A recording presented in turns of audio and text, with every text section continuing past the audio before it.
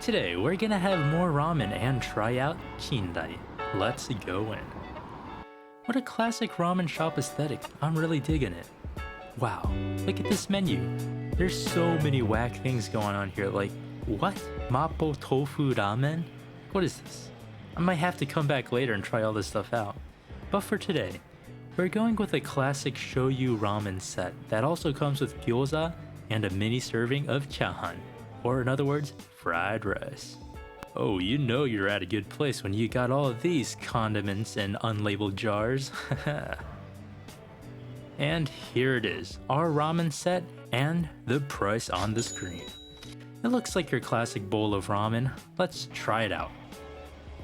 Oofda, those are some good al dente noodles. Nice firm and chewiness. Oh, really digging it.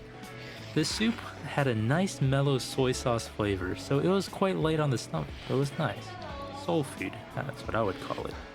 We had menma, chashu, and naruto for toppings. And I apologize, but I forgot to record the naruto, so here's one on screen. I kind of accidentally just vacuumed it up while I was eating. The menma was thick with a couple of C's, and it had a nice crunch. It was also a bit funkier than usual, but I kind of enjoyed it. I like my food with a little spunk.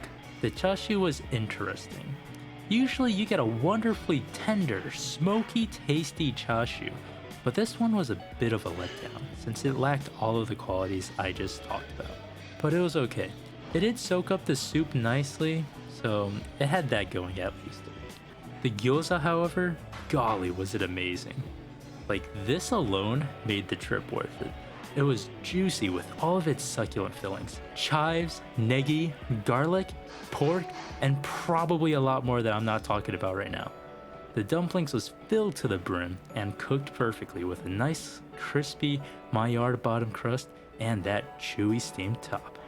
Like, this dumpling really stole the show. Finally, we had the fried rice, and there isn't too much to talk about here. Having this after the euphoric experience that was the pot sticker, it was pretty bland and kind of overall disappointing. This just reminded me of a slightly more salted fried rice you'd get from like Panda Express. Before I finish this bowl, I'm going to make things a bit more interesting with hot chili and garlic. We're gonna have a really bad breath, but you know what? It's worth it for your ramen.